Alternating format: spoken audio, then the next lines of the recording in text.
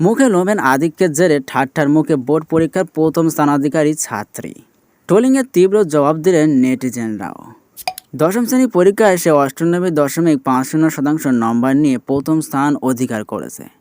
600-র মধ্যে তার প্রাপ্ত নম্বর 591।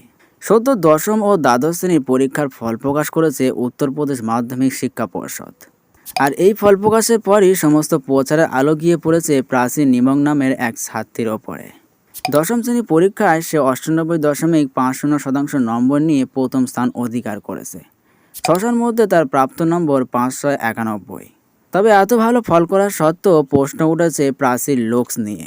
আসলে এই কিশোরীর মুখে লোমের আধিক্যই রয়েছে চর্চার কেন্দ্রে।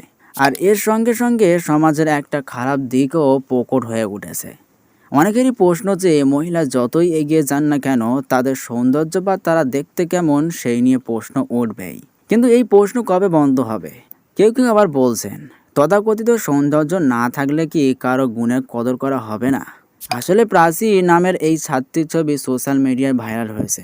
আর দুর্ভাগ্যজনক বিষয়টি হলো কিশোরীর সাফল্য উদযাপন না করে মানুষ তাকে কেমন দেখতে সেটা নিয়ে পড়েছে।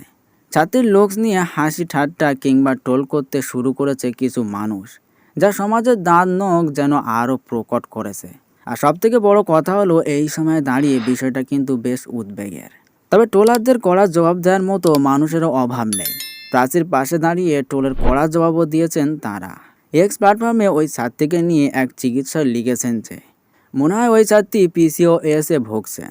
বিষয়টি বুঝতে হবে, সেটা নিয়ে হাসি ঠাট্টা করা একেবারেই উচিত নয়। এই মন্তব্যের জবাবে আরও একজন বলেন যে কী বিষয়ে টোল করা হচ্ছে কিংবা কাকে টোল করা হচ্ছে সেই বিষয়ে এক মুহূর্ত ভাবে না এই ট্রোলাররা। খুবই দুর্ভাগ্যজনক। আমি চাই প্রাচী যেন এই কমেন্টগুলো কখনোই না পড়ে, না হলে ওর আত্মবিশ্বাস চিরতরে নষ্ট হয়ে যাবে।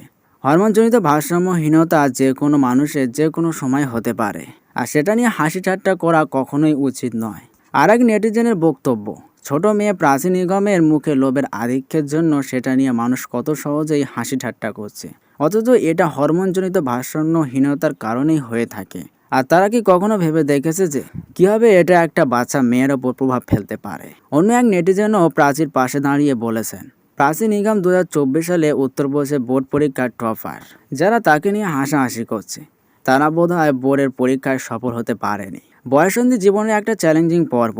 প্রাচী, তুমি এগিয়ে যাও এবং গোটা বিশ্বকে জয় করো।